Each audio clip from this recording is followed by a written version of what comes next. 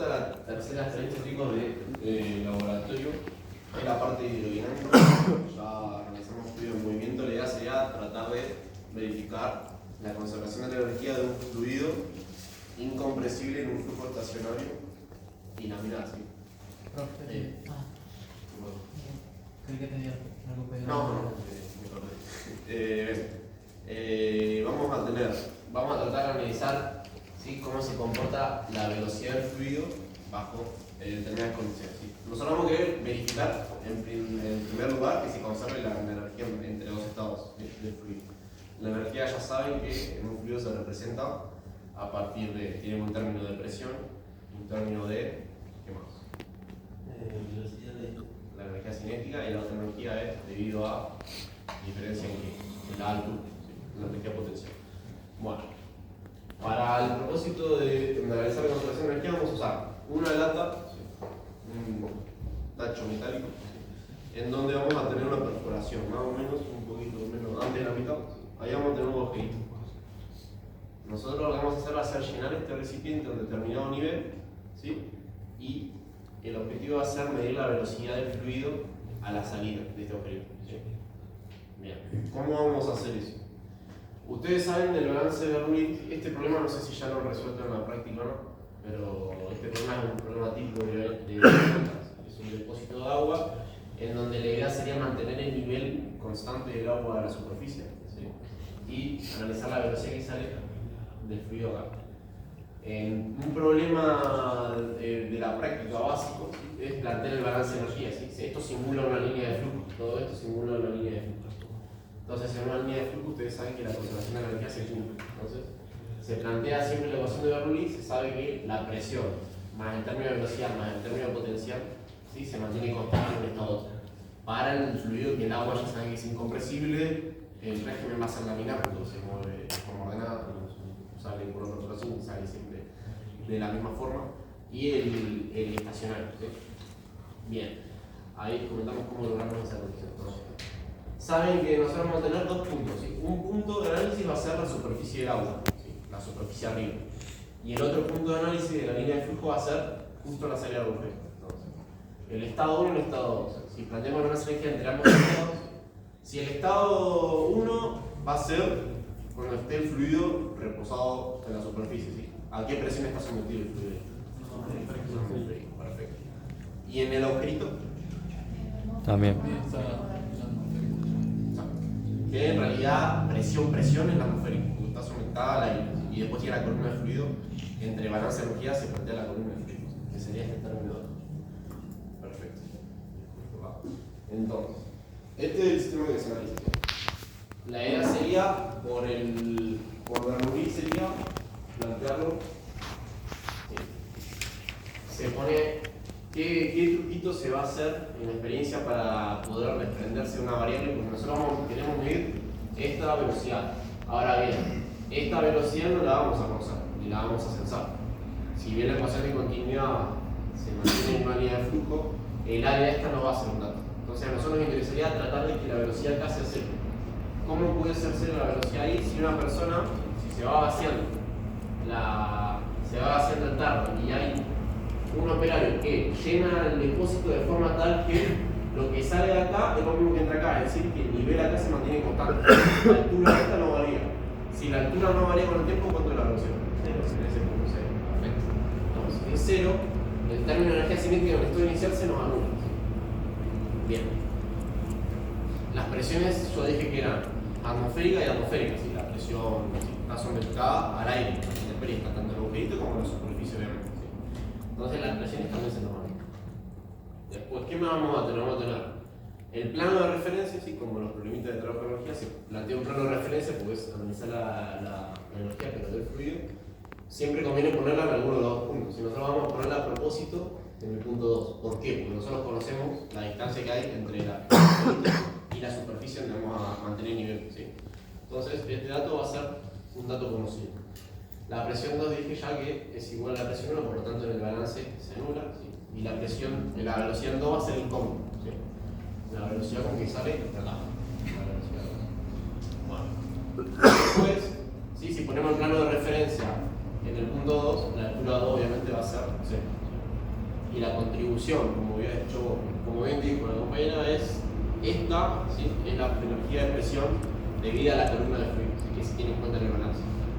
Entonces, si plantean el balance, les va a quedar que la energía potencial en 1 va a ser igual a la energía cinética en 2. Como el fluido es incompresible, la densidad acá es igual que acá, entonces se cancela.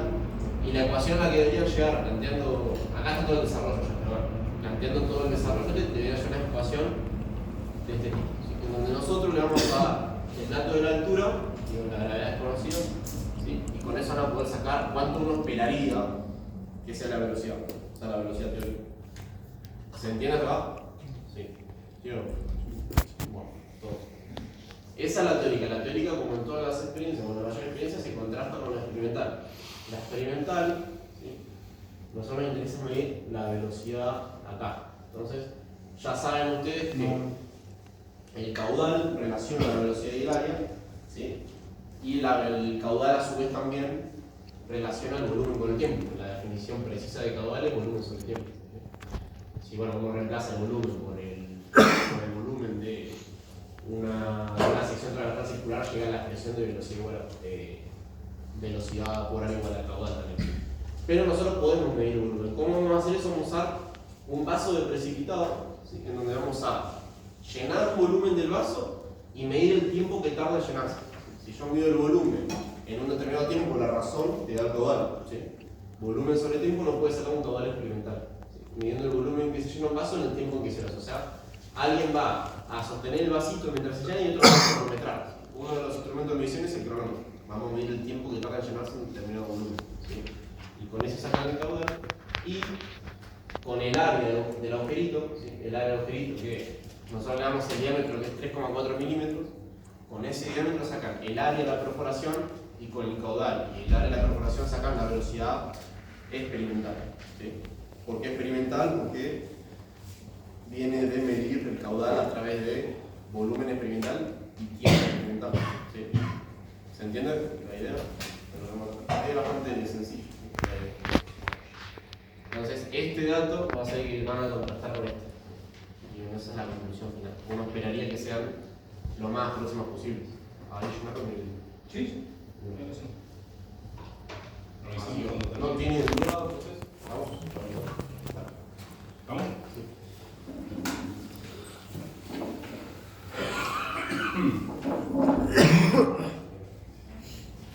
Vamos a hacer algo así.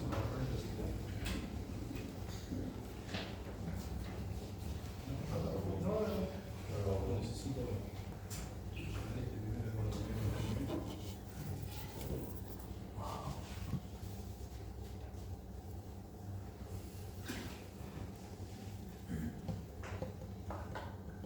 Chicos, vamos a recolectar el líquido en el vaso precipitado.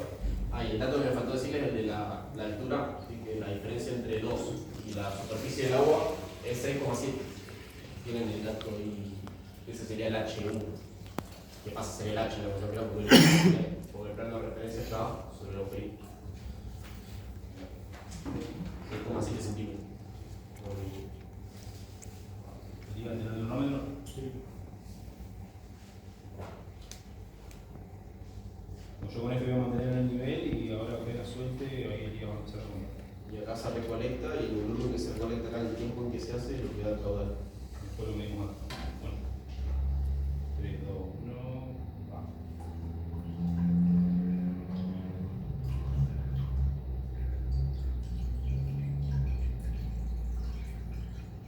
¿Cuánto valió? 10.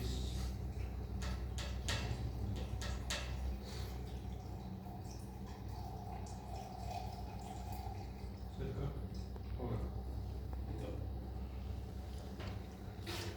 Este volumen recolectado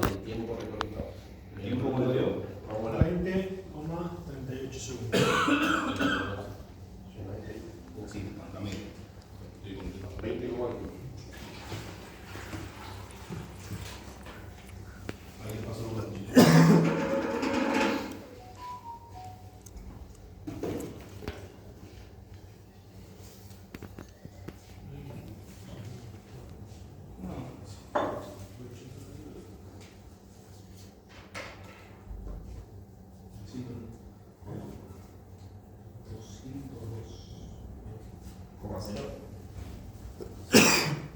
Para que no mida 10 también. 102. Sí, 202 mililitros.